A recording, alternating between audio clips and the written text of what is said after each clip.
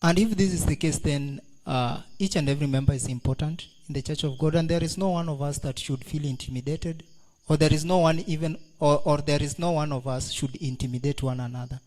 We are us in the same, or puts us in the same measure, and we have the same value before who? Before the eyes of God. And that's how we should always acknowledge one another and live as brothers and sisters. But there is something maybe we will look at it. I believe that at some point we studied biology in high school. Not most of us are taking medicine here, but we took biology, sindio?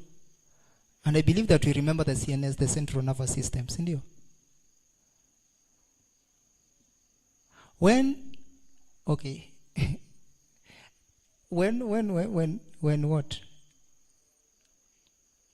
Okay, which is the largest organ in the body? The skin, sindio? And actually it is used to send the stimulus as it changes.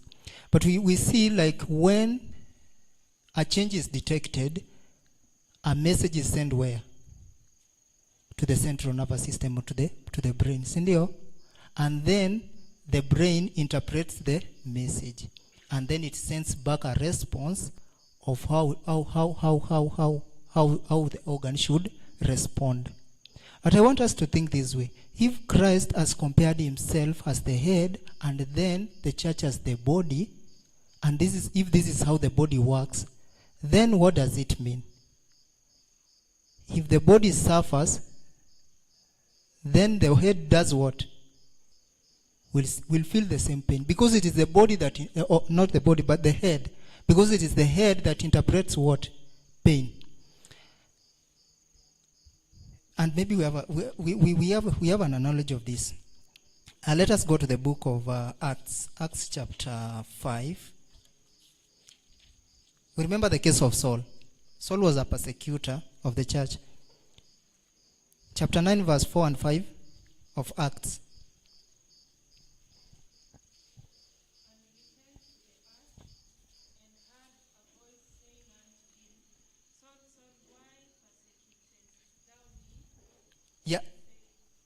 Just stop there. Like the Lord or Christ was asking Paul, why are you persecuting me? But in the real sense, who are being persecuted at this time?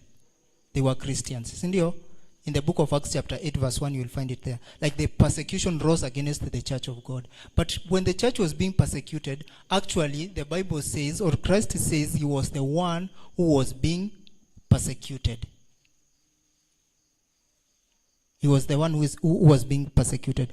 Therefore, like, Christ identifies himself with the church such that everything that the church passes through, he is identified with it. But we have said the church is composed of individual members. Therefore, whichever thing the individual member passes through, Christ identifies himself with what? With that individual. Now I know we know a verse that is in the book of Hebrews. Hebrews chapter 4. Sindio? 4 verse 15.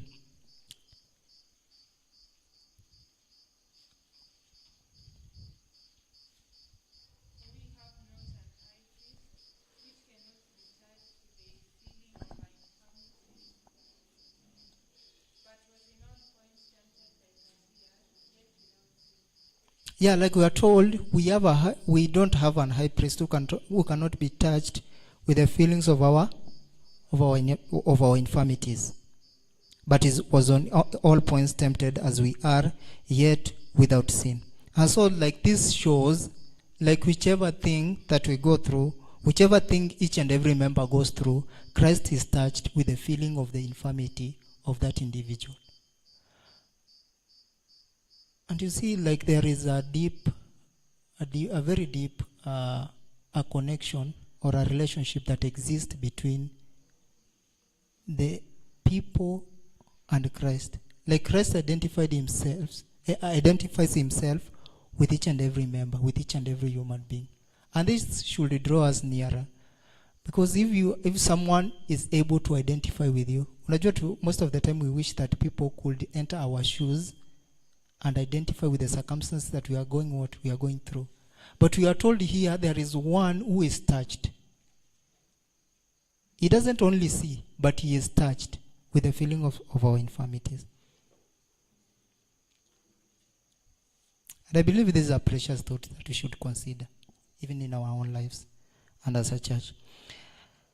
In the Testimonies to Ministers, page 15, paragraph 1, it says, this was a letter that Ellen White wrote to the church or to the General Conference, and she says, I testify to my brethren and sisters that the Church of Christ, enfeebled and defective as it may be, it is the only object on earth on which he bestows his supreme regard.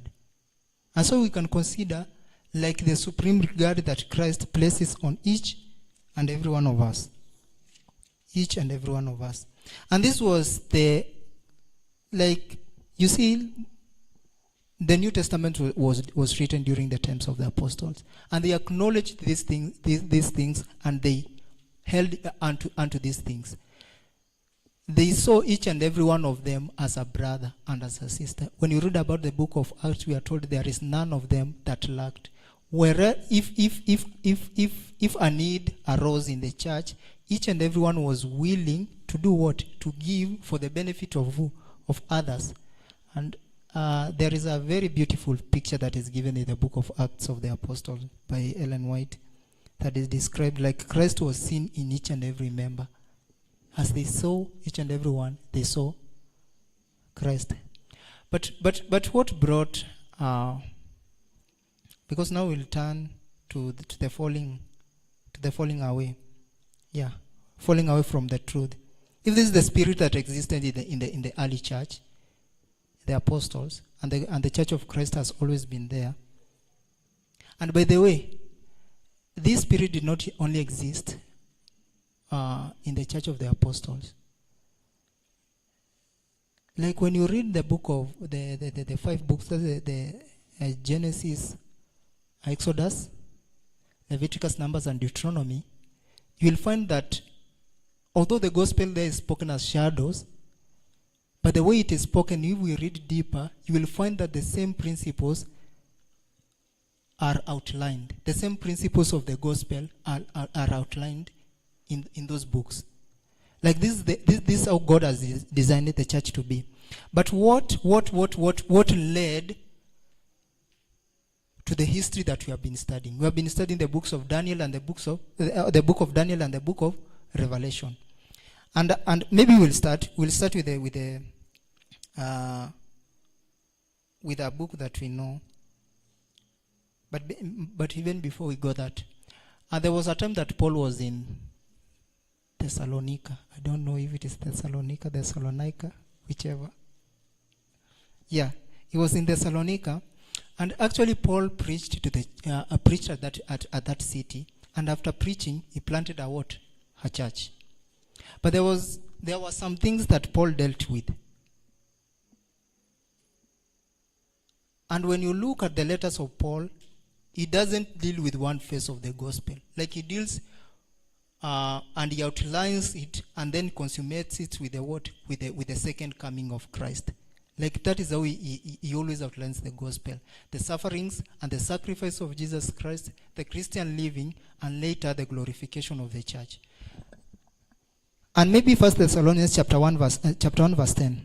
I will read that verse.